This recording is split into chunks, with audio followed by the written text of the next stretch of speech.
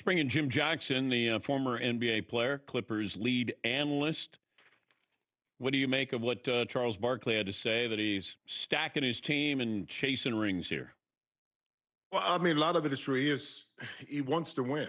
I mean, LeBron wants to win whether you like it or not. The way he does it for a lot of older players doesn't make a lot of sense because the mentality back in the day was you played against your enemy, quote unquote, until you couldn't beat them anymore. They couldn't beat you, and that was it. I mean, the mentality of, he's been there, done that. We talked about, I mean, it's exhausting talking about it with regards to LeBron and his decision making and why he does things. And again, Dan, in his defense, he's supposed to do what he wants to do and how he wants to do it. And he'll deal with the ramifications that come with that, whether that's not viewed as, the all-time best player in the league by a consensus of people. But I will say this. The further we get away from the Jordan legacy, kind of like Kareem and Wilt Chamberlain, the narrative, I think, will change because the people who will be writing the narrative, ahead of the narrative, are the ones that were in the era of LeBron James, who saw LeBron James play actually. And that story may sound a little different with regards to who the best is, 15 years from now. I just really think it does. I would agree with you to a certain degree with that. Mm-hmm. Mike still got his shoes out there. Mike strategically put out The Last Dance. Mike sent a message after LeBron won that title. That was not an accident. That was a reminder documentary, and he still has the best-selling shoe that's made him a billionaire. I think we'll be hard-pressed to go, I remember LeBron, and I think he's a better player than Mike. Well, but all things do change, though. I mean, at some point, it's going to happen. Now, you think 15 years from now, you got people saying LeBron was a better player than Michael? I think so, because the generation that grew up watching LeBron didn't really see Michael play, or you called it on the back end. The people that are going to be writing the stories are going to be talking about the exploits of LeBron James. They can only talk about what they saw on tape on Michael Jordan or what they can look up. It's like, how dominant was Wilt Chamberlain? But all the games are on YouTube. You can see every one of Mike's performances. Yeah, but that doesn't mean that people are going to watch him. They didn't grow up with it. See, we were fortunate, Dan. It was different with Mike during his era. It was something special about not having social media, because when the Bulls came to town with Mike, it meant something. It was almost like once in a lifetime, even though it was once in a season. And you knew Mike was going to be there. Even playing against him at that time, it was just different. You can't recreate that aura. I don't care how good Steph is, how good LeBron is, KD, these young players, because it was an anonymity for the Bulls and Michael Jordan. You knew stuff about Mike, but you didn't know intimate details, okay? And I think that lended itself to his aura and his mystique. Mystique. Yeah. We don't have that. We know too much, which is a good and bad thing about players today. And I think you'll never be able to replace that. I think that's one thing about Mike that nobody will, moving forward will have. Kobe didn't have it. Close. He was close. But he was on that back end of when social media really started to really hit. Yeah. Okay? So that, gave us a little bit more in depth into Kobe's life, but not like he was on social media like that, though. You know what I mean? It was just so different during Mike's time. But the thing with Mike is you have moments you remember. You don't necessarily – how many moments of LeBron do you have where you go, oh, yeah. With Mike, I mean, we're littered with moments that we had not seen before, or, he put up whatever, the regular season or postseason. Mm-hmm. LeBron's most famous play is a block. Well, but, in Detroit, scoring 25-plus points. Yes, in Boston. But yes, but nothing that was a signature, like, moment. To you. Well, I mean. See, you know what I mean? It depends on who's making that argument, because I'm sure there are LeBron fans that can litter you with stuff that happened with LeBron and key moments. But Mike's art, Again, because the timing was so. I'm not saying that LeBron's is better or worse. I'm just saying it's different. No, his resume is better. Mike's a better player. That's Oh, how yeah. I approach this. Yeah, and it's one of those things too, because of everything surrounding the Bulls at the time. I mean, it was a traveling circus, bro. I mean, it was just ridiculous. So those moments with Mike were special because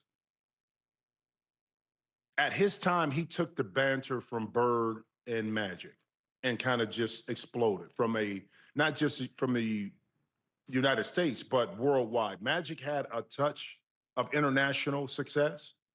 But Mike's was just totally different. It was just something, how some people come into the room. You can be in a room full of billionaires, millionaires, superstars. But it's that one person that comes in and their energy just changes the room. I don't care who it is. That's Michael.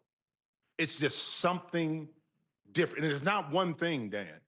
It's not one moment. It's not one action. It's not one shot. It's a culmination of a lot of things leading from North Carolina to his Olympic team to the Bulls. You know what I mean? It's just this whole plethora of things that have happened in his life that he's been a part of that folds into why Michael Jordan will always be at the top of the conversation. More so basketball-wise, but just what he meant to the game. Talking to Jim Jackson, NBA college basketball analyst. Tell me how it doesn't work in Philadelphia. It doesn't work as far as what? Winning the championship. Yeah. I don't know. See, Dan, you know this. It's extremely difficult in year one to win it. Now, that doesn't mean that they can't get to an Eastern Conference Finals. That doesn't mean that they can't get to a finals. We saw them, they did it in Miami. But a lot of things have to go right. Now, this is a deep team. I put New York and Philly in the tier by themselves in the Eastern Conference. And then you have Boston and Boston and Cleveland, Detroit probably below that, and then another tier with Washington, Atlanta, Orlando, stuff like that. One, Embiid, health, end of the year. If I'm Philadelphia, I am low managing his minutes. Not that he's not playing, because you need continuity, but his minutes, 20, 32 minutes a game. Sometimes he doesn't play back-to-back, so he can be healthy. Two, how does Jaylen Brown, going from probably being the second option now, maybe still the second option, but in a different way with LeBron? That's the key to me, is that Jaylen Brown-LeBron mix. Not Maxey, not Embiid. It's those two. This team has set itself up to be as deep as anyone in the Eastern Conference. And I think we'll really get an idea of this team and where they're at right around All-Star break or right after All-Star break, going into the last month and a half of the season. We'll get a real good indication of where this team sits. And I figure at that time, they'll be at the top of the leaderboard, hovering around there in the Eastern Conference at that time. I mentioned if Jaylen Brown doesn't go to the Sixers, LeBron's not going to the Sixers. You don't think so? No way. He wants to win a title. True. That's, everybody wanted, you're going to go back, family, and bookend your career to Cleveland. Hey, you've been to Miami. This is about winning a championship. And Jaylen Brown, when he was traded July 6th, I think LeBron James realized, if I'm going to win a title, I got a better chance of winning a title there than any other place. Well, he does. The ceremonial swan song would have been great in Cleveland. But then it kind of would have wore itself out because it's the third time. Well, we kind of seen this before. Yes, it's special. Yes, you're at home. But can you get over the top? Golden State would have been great for us as fans just to see Steph and LeBron play together. Yeah. But from a competitive perspective, I don't think they're getting out the West. Philly is intriguing because of all the components there and the opportunity to get to a finals and win it. Now, New York is still going to be tough. I know, losing Mitchell Robinson is tough, but got Andre Drummond. They bring everybody back whole and healthy. And plus, they have the institutional knowledge, so to speak, of playing with each other and winning it that gives them the edge.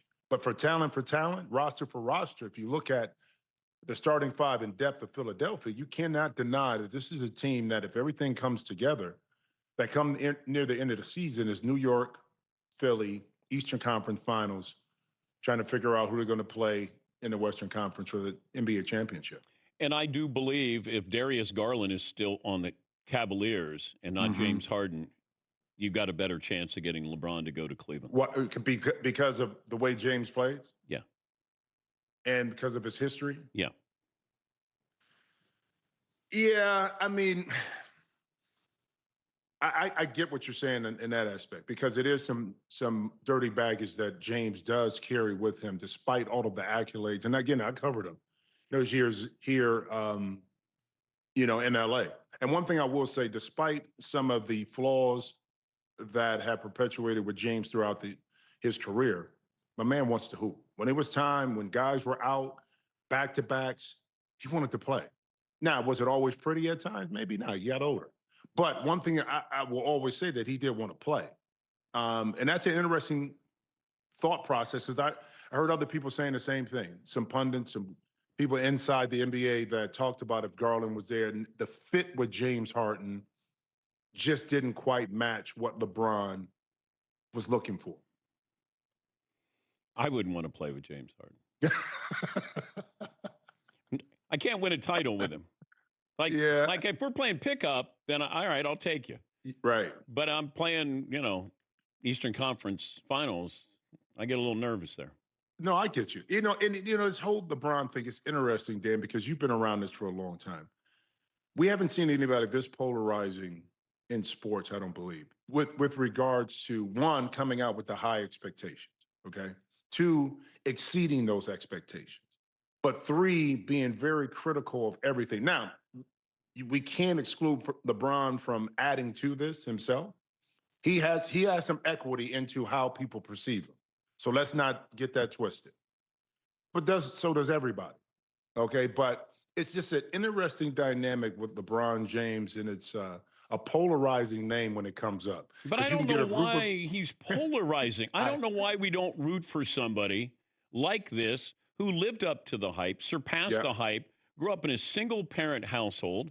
I mean, there's issues on the way, but not off like the everybody. court. Like everybody. Yes, but people, they make it seem like LeBron stole their dog. I know. I just don't understand. Maybe sometimes he's passive aggressive, but damn this. Well, here's the thing. If he's passive aggressive, people don't like him.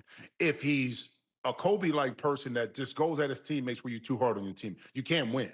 Okay, and I always said this: you can't take greatness for granted, because it doesn't come around like this that often. And for the last, I would say, 10 years, we probably a lot of people have taken LeBron's greatness for granted. Yeah. Okay. When it's gone, it's gone. It ain't coming back. This is not country music. This is not entertainment where you can come back and do tours, once a year, twice a year, and you come out and see. Once you're done playing, you're done. And then all of that you accomplished, all of that you brought to the table, all that excitement you brought, whether it was in Cleveland, Miami, the Lakers, and now Philly, you're not getting it back. But people, as human beings, it's, well, if it was me, this is what I would have done. Well, it's not. Your circumstances, looking at it today, don't dictate how you would make that decision, because you haven't been through those steps. You got to go through a litany of steps in order to make certain decisions and think the way you do and why you do. But a lot of people think about it on the cuff. Well, if it was me, I would do this and I would. Well, it's not that simple. I'm not saying that it's right. I'm not saying that it's wrong. And that's why we're human, and that's why we make our decisions based on what we want to do a lot of times, not what everybody else expects us to do. Yeah, people forget the Lakers weren't any good for 5 years prior to LeBron getting there. Well, I mean, you can't say that to Laker fans, because, I'm here in LA. He was never accepted like that. Like that. It was still a Kobe standard. And I get it. Here in LA. True, like the LA fans, they rooted for the Lakers, but they weren't rooting for really LeBron. Yeah. I mean, they wanted the Lakers to be successful. Don't get me wrong. But it was this cloud here in LA, despite what LeBron brought to the table, that it just wasn't good enough. It wasn't Kobe. Kobe would have did this. Kobe would have did this. And you forgot Kobe had some flaws while he was here in LA. Kobe wasn't perfect, but he was perfect for LA. He was perfect for the environment and community here. And it wasn't a cloud, it was a marine layer, by the way. Just to let you know there, Jim. All right, that's what the locals call it. That's what okay, you're right. I get it too. I get it in the morning, bro. Are the Lakers better today than they were a month ago? A little deeper. A little deeper. Are they better? I think they're. I mean, went to the first round of the playoffs. They won. I don't think they're better. Okay. I think what happened though, Dan, in order, if you're going to pass the mantle to Luka, LeBron couldn't be there. His aura is too big. His presence is too big. Even though he may be on the back end of his career, if you're going to give this thing to Luka, Luka has to have full reign. He can't be looking over his shoulder. And not that that was a LeBron thing or whatever, or Luka was uncomfortable, but it is. And so it was time to make that change. It's going to be interesting to see over the next year and a half how they really build out this roster with the restrictions that they have.